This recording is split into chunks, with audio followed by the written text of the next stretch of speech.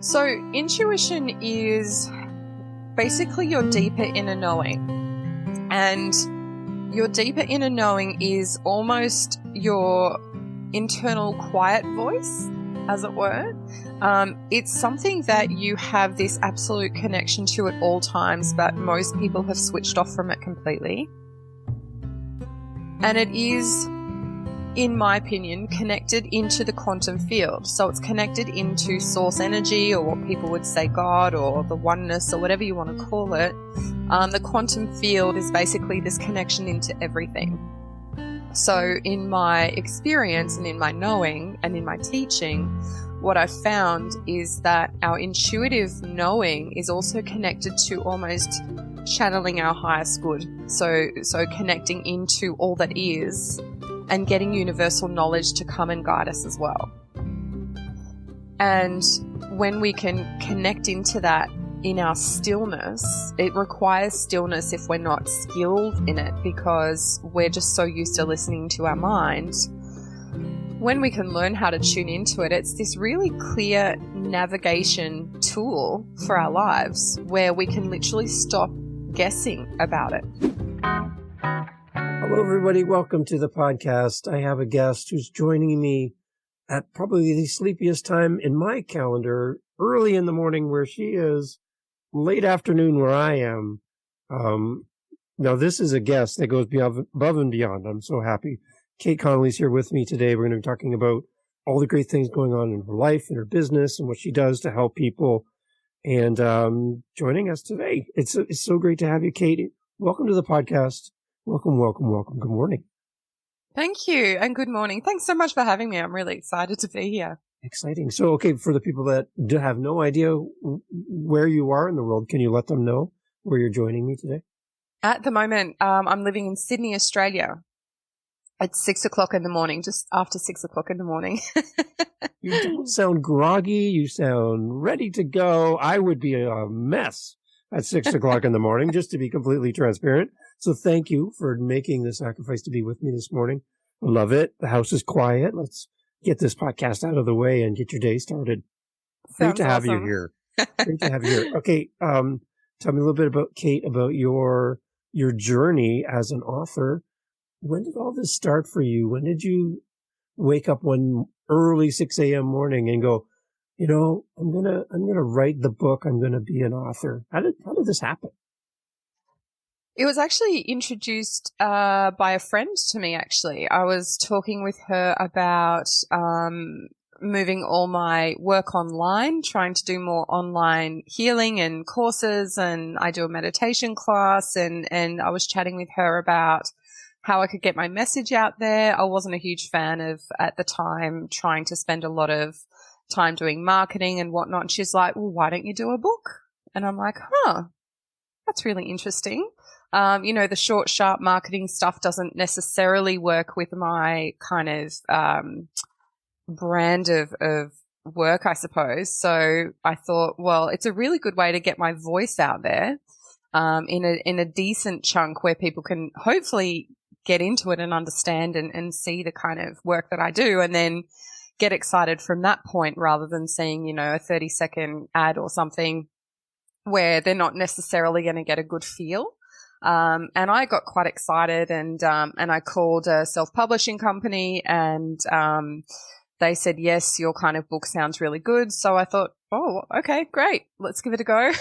Let's see what happens. So that was basically, how it started really quickly. That was about 5 years ago. 5 years ago. Okay. What kind of doors open for you now that you have a book, then compared to when you didn't have a book? What kind of things have happened for you? Well, this podcast, I've had, some bookstores take it on. The self-publishing world is a relatively challenging one, because you essentially have to self-promote everywhere, which is, again, I didn't quite realize, more marketing and more kind of, putting yourself out there. But it's also, even with my clients in my clinic, I've just got it sitting in the waiting room and, a lot of people buy it and then they kind of get more of they get more of an insight into what I'm doing. And then they'll, sometimes join my meditation class, which I do online. And it also helps in our sessions because they'll be able to say, okay, well, I got up to this point in your book. I'm trying to learn how to do this. Can you take me through it? Or, I saw that you were speaking about X, Y, Z in your book. I don't really understand how to, practically bring that in. Can you help me? And so I'll be able to kind of help them more deeply in their sessions as well, because my sessions only go for either half an hour or an hour with people. We just don't get that time to really dive into some of the topics. I do some kind of, workshops and courses and whatnot, so we can dive into it then, but not everybody has the time to do that. So kind of having like a takeaway book has been really helpful for them to kind of go into more detail really and to start to explore themselves and their intuition, which is what the book's about, on a deeper level. So that's been really great. And also even just with my colleagues, my professional colleagues, just kind of getting that information out there and also, ideally then pushing it further out into the world where, my ideal is that people start to really learn how to trust themselves and get themselves into a state of intuitive knowing. That would be my absolute ideal. I'm just going to put myself out there as much as I can because I think this is just such an important topic. I think everyone should know about it. Excellent. Okay, so let's do this. What is the name of the book? And tell me more about who you wrote it for then. Okay, so it's called The Intuitive Heart Revolution. And I wrote it because I wanted to give a lot of people who were starting some kind of internal journey, as it were, just some guidance, because ideally it's kind of a guidebook from, okay, my life isn't really working how I want it to be. My relationship is bad, or my job is bad, or my health is bad, or things are just not working out for me. I'm really frustrated. I want to change it. And it's giving people a huge new perspective on how they can do that. So ideally, the whole message of the book is we create our reality. And this is not a new topic. There's people all around the world that kind of speak about this, especially kind of from a manifestation perspective. But for me, what I wanted to do is take people all the way back to the beginning and to say, okay, so your life is really not awesome. How about we find a roadmap for you to follow so that you can start to kind of go within about these things, recognize that, yes, you might be responsible, but how about we love yourself through it so that you can start to come up with ways about how your life really needs to be, how you want it to be, how we can start focusing on where you want to go rather than I want to get out of pain. So it teaches people how to process through their emotions. It gives them a guidebook on how to work through relationship or sticky issues in their lives. It gives them even some healing processes to go through their body if they're coming up against roadblocks. It gives people this, it's almost like an introduction to spirituality, but spirituality only so far as it's a journey within to learn and to connect with yourself and to learn how to trust yourself more, because I think most people are still walking around with and very occasionally I see myself doing this too, is trying to please other people and thinking that happiness comes from outside themselves. I'll feel happy when ... I've got that job, or I've got that partner, or I have that child, or whatever it might be, not recognizing that actually happiness is something that only comes from within. And we need to find a way to manifest that for ourselves first before the rest of our life will unfold how we want it to go. Okay, so talk a little bit about the people you work with as well and some of the stories that have come across your life as you're helping people. Can you give us an example of someone who's come to you and they're looking for your help and how you kind of help them? To give us a sense of what it's like to work with you. I'd kind of love to hear that as well. Can you share kind of a story with us? Yeah, I get a range of different people. A lot of people come in where they're hitting a choice point in their lives. So the choice point is often, okay, well, I'm feeling like I want to move to this place. Should I move there or should I stay here? I'm feeling like I want to leave my husband. Should I leave him? Should I stay? I guess probably one of the ones that kind of sticks out for me, probably more than anything, was a woman who was seeing me, or she still sees me online now. She was living in Sydney. I think she's in her mid-60s. She was single. She was and I'd been seeing this in her sessions for a couple of years before this particular situation, but I just kept saying to her, look, I just see you out of Sydney in the country somewhere. The image just keeps coming back to me. I just keep seeing it for you. I don't think you're going to stay in Sydney a long time. And at the time, she's like, no, I'm definitely staying in Sydney. I'm never leaving. I love it here. She loved where she lived. And then at some point, all of these events unfolded and she had to get out. And she basically then needed to find somewhere else that she was going to settle. And she kind of ended up snaking her way up the coast from Sydney. Sydney's on the coast.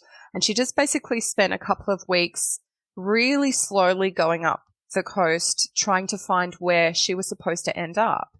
And what I'd been teaching her, she'd been in my meditation class for a while, so I'd been teaching her about intuition and about how to connect into her knowing, and how to basically move out of fear and into a state of trust around what she was doing.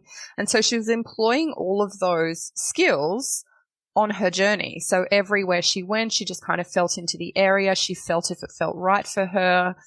She had experiences that gave her a sense of, yes, this is right. No, it's not right. So she snaked her way up to about 5 hours from here. And she just kind of got there and she listened into her body. She had a conversation with a woman and her information that came into her was, yes, this is it. This is perfect.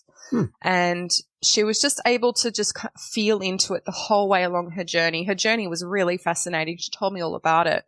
But she had no idea where she was landing. She had no idea where she was going. But with the skills that she'd learned, she was able to kind of navigate through her feeling and not through her mind, because the mind is really messy. The mind is basically, full of, the TV and what we've read yesterday and what we saw on the billboard and all the ads that we see and the people that we talk to. And it's full of conditioning and it's full of ifs and whats and buts and fear. And if we listen to our brain, we tend to lose the thread of what our truth is. And if we can just kind of calm everything down and connect into our knowing through our body, especially through our heart and solar plexus area, we can get a very instantaneous read on anything and everything, including, does this podcast feel right? Does this food feel right? Does this person feel right? Does this place feel right? And we can really just tune into that and get out of our head. And when we can get out of our head and really stick in with the knowing, the answers come in really quickly, really easily, very clearly, so you don't question it. And her story was fabulous. I was so excited to hear it because she just did that the whole trip. And then she found herself in her place. She bought a house and it all happened within, I'm going to say 6 weeks to 2 months. So it was pretty quick. Yeah. And now she's been there for a year and a half and she just loves it. She's in heaven. She's really settled. She's very happy. And she's just, restarting.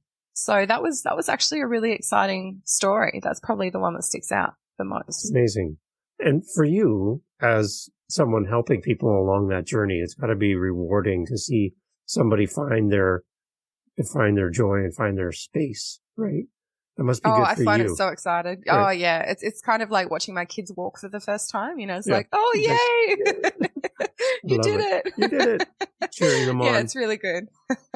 Okay, let's talk about intuition for a moment. I'd like to get your thoughts on a confirmation of what intuition is, and maybe let's dispel a myth about what intuition is not from your perspective. Because it's one thing to say the word, and I'm sure there's people listening to this and they're kind of listening in and they have their opinion or in their mind the answer to what intuition is. But let's clarify it from your perspective so that we're all on the same page here. Can you kind of explain what it is and and dispel a myth as well? So intuition is basically your deeper inner knowing. Okay. And, your deeper inner knowing is almost your internal quiet voice, as it were. It's something that you have this absolute connection to at all times, but most people have switched off from it completely. And it is, in my opinion, connected into the quantum field. So it's connected into source energy, or what people would say God, or the oneness, or whatever you want to call it. The quantum field is basically this connection into everything. So in my experience and in my knowing and in my teaching, what I found is that our intuitive knowing is also connected to almost channeling our highest good. So connecting into all that is and getting universal knowledge to come and guide us as well. Good. And when we can connect into that in our stillness, it requires stillness if we're not skilled in it, because we're just so used to listening to our mind. Right. When we can learn how to tune into it, it's this really clear navigation tool for our lives where we can literally stop guessing about it. We can just sit with our knowing, because our knowing always feels right. You know, we always have gut instincts about stuff. Right. It's just a question of how much we listen. Yeah. And yeah, the more we listen and the more we stay in trust with it, the easier and easier and easier our life gets. Okay. Yeah.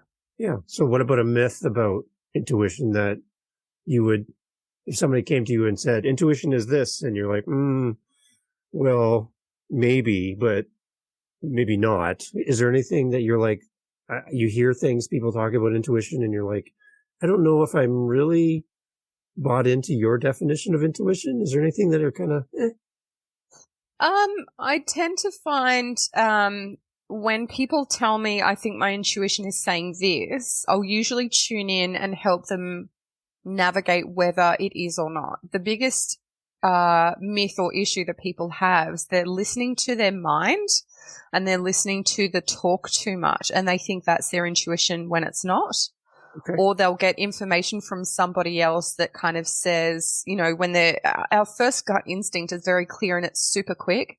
And literally, I'm going to say less than half a second later, our brain can kick in. Right. And so when people come to me and they say, look, my intuition said this, but then it said that, and then it said this, and I don't know what it's telling me, I'm like, I'm sorry, but that's not your intuition. That's your head. That's your brain kicking in. Okay. Your intuition is always going to be very clear, very concise, and it's not going to have a conversation. There's no conversation. It is super clear, and when you hear it, there's going to be a part of you that goes, oh, yeah, I know that, right? Oh, yeah, crap, I already knew that. Yeah. If you don't get that feeling of absolute clarity and awareness, and it's almost like this feeling in your chest of, oh, yeah, that's it. If you don't get that, that's not your intuition. That's something else. Okay. So, I have a question for you then. In your personal life, how is this manifesting for you recently? Has something come up and you're like, your intuition's telling you, here's the path? Has it happened for you personally? And you're just like, all the time. All the time. Okay. All the time. Yeah. So I guess probably the biggest one was when I met my husband. He was a traveler at the time, and he came to stay with my family to help out with my older two children from my previous marriage. And within a day, I just kept getting this is your person, this is your family. And I'm like, nah, no way, definitely not. And I just kept getting it, this is him, this is your family, this is your person. I'm like, nah. He was so much younger than me. He was from another country. He already had a girlfriend. I was just like, there's absolutely no way this is it. But it just kept coming in and coming in and coming in. And then after about 3 weeks, I thought, oh, okay, maybe there's something to this. And I just didn't want to listen to it. He was quite a bit younger than me. He was due to go back. He's French. He was due to go back to France. I'm like, yeah, no, this is, but I might just try and hang out and have fun and whatever before he goes back. And then before I knew it, he's broken up with his girlfriend. And then we've gotten together. And then, 8 years later, we're married with 2 extra kids. So. Right. That was probably, the biggest one, but I get it all the time, even just with no, don't eat that, Kate. That's not going to feel good for you. Through to drive this way, Kate. The other way's blocked. It just happens all the time. It just comes in all the time. And I can see how intuition would help just in your personal day-to-day relationships with people. When you walk into a room and you have that switch on, it sounds like your switch is always on. But yeah, to be able to come into a room and know who your people are, as you mentioned, right? I can just see that as such a great tool in your toolbox to be able to interact with people and find out who brings you joy, who is good for you, and also who is someone who probably shouldn't occupy your thoughts or your time because they're going to take you away, right? Or distract you. You kind of have this built into you where you can get a pretty good idea of somebody when you meet them for the first time. So I think that's amazing. Absolutely. Oh, it's been priceless, actually. And I even kind of look back to even up to 20 years ago when I was getting gut instincts about people. And it's really fascinating how this works because I would always have these hits about people about whether they felt right or whether there was something not quite right about them. And I would always be swayed by other people's opinions. Oh, no, this person's great. Oh, no, he's so fabulous. You know, you should hang out with him. He's really fun, blah, blah, blah.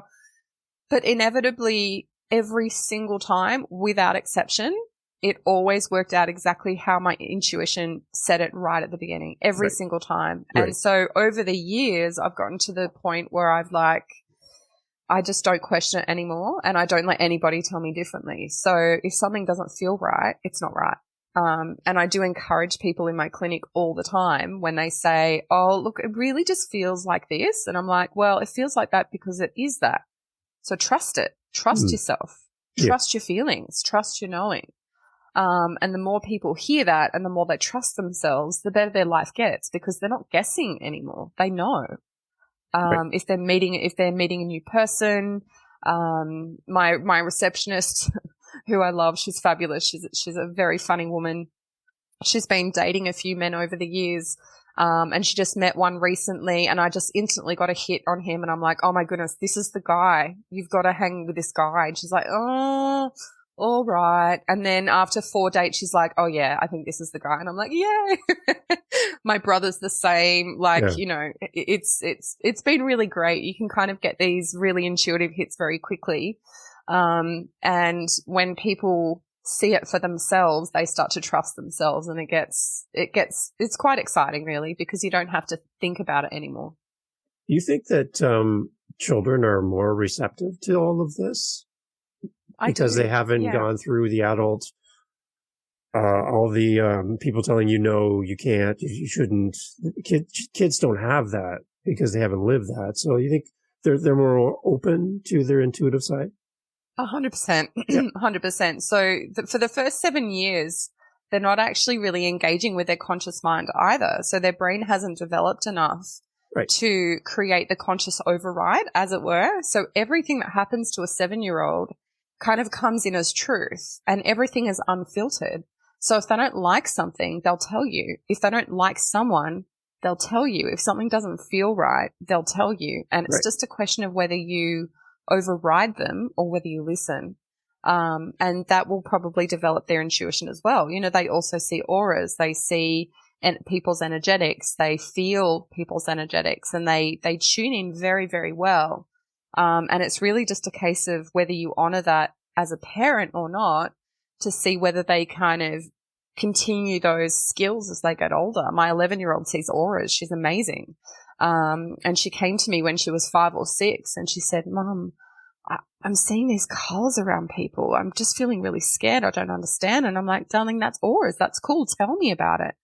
And she would explain it to me. You know, people with blue around them are really great and people with green around them are usually not so great and people with red around them are usually pretty angry and blah, blah, blah. And so we used that as her language. And when she was at school, I said, okay, so darling, when you're not sure who to hang out with, just look for the blue people. Go hang out with the blue people. And she's like, oh, cool, great, I'll do that. And so that's what she was doing. Oh. And you know, it'd be really easy for someone to go, oh, that's ridiculous, you know, don't pay attention to that. But, you know, this child came to me with this full innocence. She was so young. with, oh my goodness, I see all of this stuff and I don't understand. You know, you could say, oh, this is probably just the, you know, the sun or the light reflecting off things or whatever. But for me, it was so exciting because I'm like, oh, yay.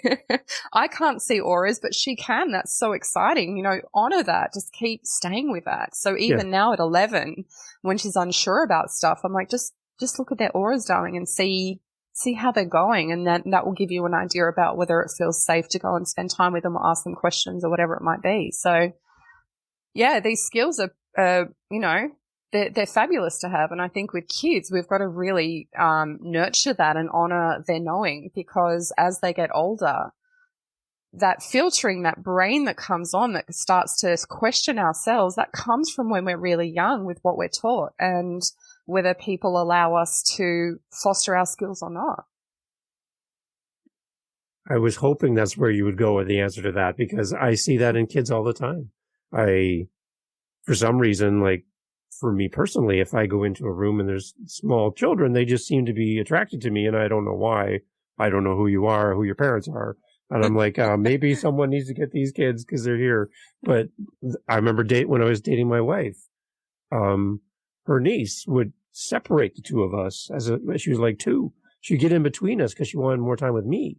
And I'm the new person in the room. I'm the least familiar to anyone, but she was zoned on me and connected to me. And she pushed my wife, her aunt, out of the way to be with me.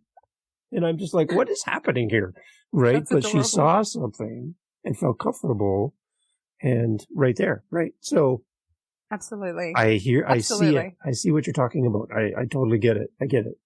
They just know. They just know. It's this beautiful thing. And they have that unfiltered connection into their knowing, which is just beautiful, because they don't, like I said, their conscious brain hasn't built up to override it yet. That only starts around age 7, 8. Right. So, you know, anything before that, I listen. You know, I remember my 14-year-old, she was in a childcare when she was about 3. I think she was 3. And she hated it. She would come home and she would cry and she would just say, no, I don't want this. And, you know, you could override that and just say, oh, she was only in there for like a week, maybe, you know, and you could almost say, yeah, but, you know, you've just started. You've got to give it some time. But she would just come home and go, no, like they push me and they, you know, they're hitting me. And I don't think they were hitting them hard, but I think they were like patting them on the back and stuff to go to sleep and whatever. And she was really, really not liking it. And I just listened to her and I'm like, okay, we've got to pull her out of this. This is not a good environment for her. So we pulled her out and put her into a different one, which was kind of like a small home-based one. It was Steiner-based. It was beautiful. I think you call it Waldorf over there. And popped her in that. And she was from day one completely content, completely happy. She wanted to go there. You know, she was 3. There's no way I wasn't going to listen to that. It was really clear to me that things weren't right. And she told me, and it was just, it kind of every time you have those experiences, it validates the need to listen and to trust yourself with whatever decisions that you make, because had I kept her in there, goodness knows what kind of potential anxiety or whatever she would have had later on. Whereas moving her, she just really thrived and she was a really happy child. So nice. Yeah, nice. It's important. I love it. Okay, so I wanted to keep you too much longer. Again, it's super early where you are, and I'm so happy you have time to be with me today. Before we close off, how would you encourage listeners to, maybe they haven't even thought of going down this path, or they have very little experience in what we've talked about so far? What's your encouragement to them to seek and find someone like yourself, if not you, that would be the best, to talk to and to build this? I guess it's like a muscle that a lot of people don't have or don't use. I think people would really benefit from this. What is it like working with someone like you, and how can you help these people that are listening? And what would you say to them if they were meeting you for the first time and they just don't know where to start? When you're learning how to use your intuition, it really is, like you said, a bit of a muscle. So there's kind of two different steps to it. So the book can take you through it as well, but just as like a quick overview, when you're learning to listen to your intuition, the first step is learning how to calm your mind. And there's lots and lots of ways to learn to calm the mind. And a lot of people who are really frantic and really stressed can find this really difficult.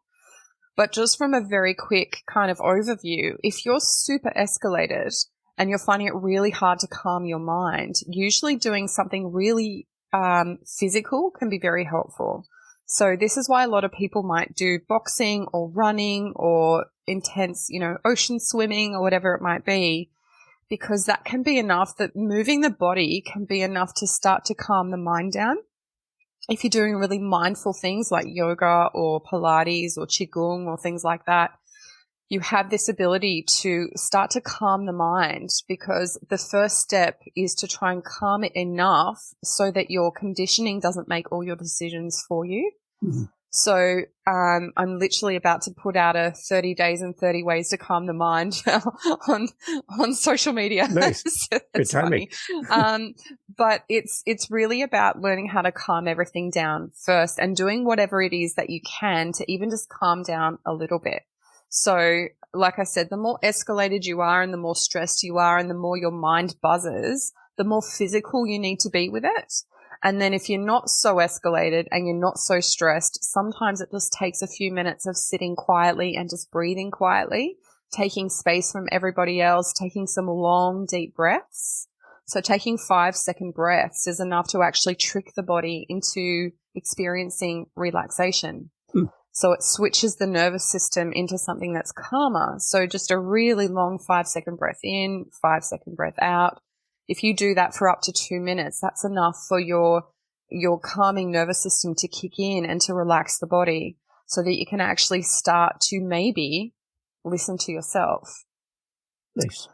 So that's a really good starting point. And then once you can get really calm and once you can actually start listening in, then you can ask it questions.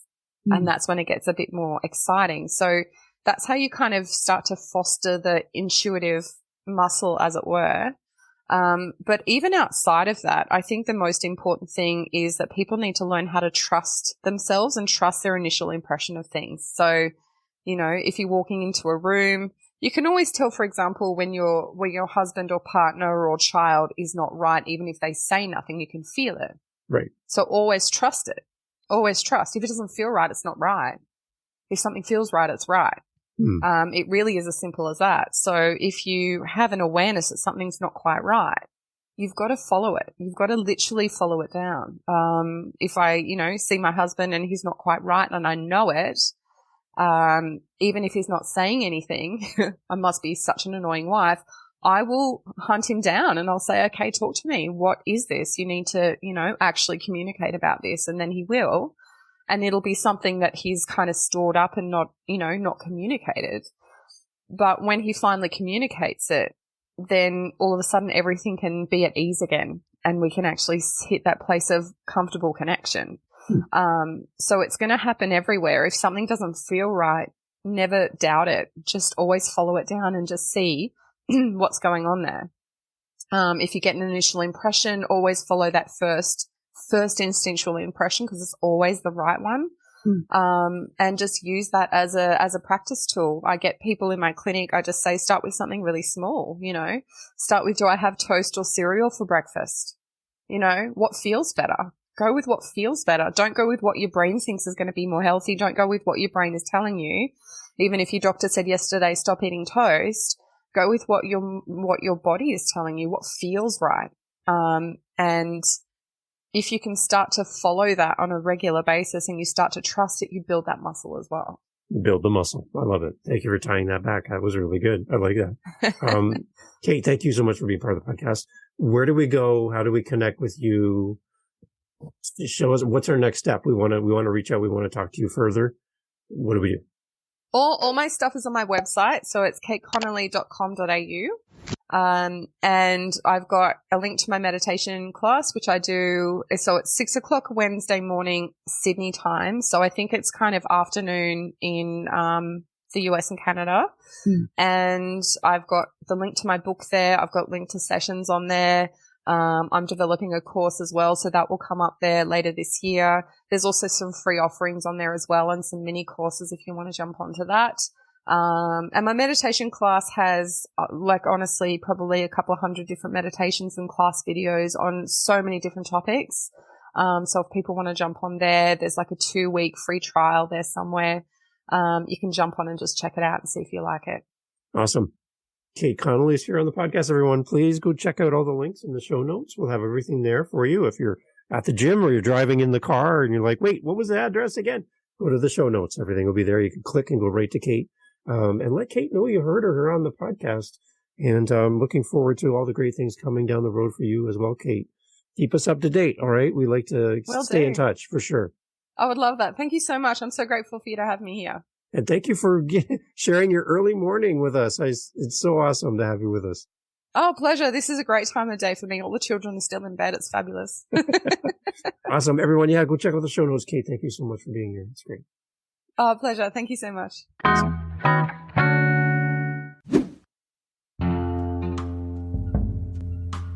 Jumping here at the very end, I want to thank you for coming. We have listeners around the world, and I got to tell you, as a podcaster, it is so great to hear back from the people who listen to the show. Now, you are still here. The podcast's over. We're sweeping up and putting the chairs away. You're still here. So, hi. I would love to talk to you. No, I really, really would. I would love to hear your voice. I would love to hear from you through email. You can do all that at livingthenextchapter.com. I say it fast because I love it. Living the Next Chapter. It's the name of the podcast. .com. How's that for easy? Right? Right. So come on over there and let's have a conversation. You can set up time in my calendar. You can, air quote here, book time in my calendar, book next chapter. Let's have a conversation. Thanks for being here. See you on the next one. Cheers.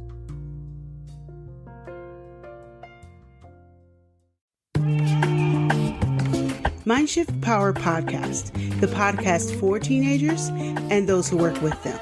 There's a huge problem in America today. There's a very large disconnect between teenagers and the adults who work with them. I'm looking to bridge that gap with real, raw, honest conversation, not held back by the chains of political correctness. You cannot solve a problem you do not understand. Want to understand teenagers today? Listen to this podcast. This podcast is for teens in the U.S. and Canada. To learn more, go to fatimabay.com/podcast or just look for Mindshift Power Podcast on any listening platform. I look forward to you being a faithful listener.